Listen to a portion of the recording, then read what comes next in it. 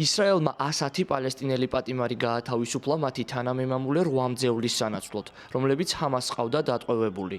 ცეცხლის შეწყვეტის შეთანხმების შემდგომ ეს უკვე პატიმრების და მძევლების მესამე გაცვლაა.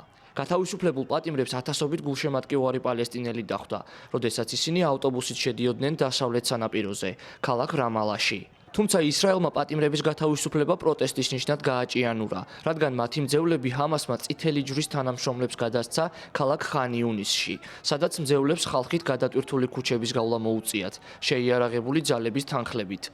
ისრაელის პრემიერ-მინისტრმა ბენიამინ ნეთანიაჰუმ ამ საკითხთან დაკავშირებით ძალიან დიდი საყვედური გამოთქვა. დღეს ჩვენი მძევლების გათავისუფლების დროს ყველა ვნახეთ თუ რა ჯოჯოხეთის გავლა მოუწიათ მათ. კაფეოდ ვუთხარით შუამავლებს, რომ არ გვსურს ჩვენ ხალხს რაიმე საფრთხე დაემუქროს გაცვლის დროს. ვინც გაბედავს და ჩვენს მძევლებს რამეს დაუშავებს, აუცილებლად საკუთარი სისხლით გადაიხდის. 19 იანვარს ცეცხლის შეწყვეტის ამოქმედების შემდგომ ჰამასმა საერთო ჯამში 15 მძევალი გაათავისუფლა, ხოლო ისრაელის მიერ გათავისუფლებული პატიმრების საერთო რაოდენობა 400-მდე გაიზარდა.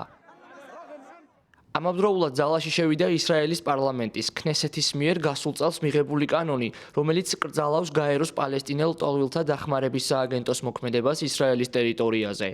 სააგენტომ განაცხადა, რომ ისრაელისგან არ მიუღია ოფიციალური შეტყობინება იმის შესახებ, თუ როგორ განხორციელდება აკრძალვა. ძალიან უცნაურია, რომ გაერთიანებული ერების სისტემის წევრი ქვეყანა ირჩევს გააუქმოს ორგანიზაციის მანდატი. არ უნდა დავივიწყოთ, რომ ამ ორგანიზაციას მანდატს გაეროს გენერალური ასამბლეა ანიჭებს. ახლა მთავარი პრობლემა ღაზას დახმარებაა. ცეცხლის შეწყვეტის შეთანხმების პირველი ფაზის ნაწილი ითვალისწინებს ღაზასთვის დახმარების მიწოდების მკვეთრ ზრდას, ხოლო ამის ნახევარზე მეტს გაეროს პალესტინელ ლტოლვილთა დახმარების სააგენტო უზრუნველყოფდა. ისრაელი უკვე დიდი ხანია ეწინააღმდეგება გაეროს პალესტინელ ლტოლვილთა დახმარების სააგენტოს და აცხადებს, რომ სწორედ მისმა არსებობამ გაახანგრძლივა კონფლიქტი ისრაელელებსა და პალესტინელებს შორის.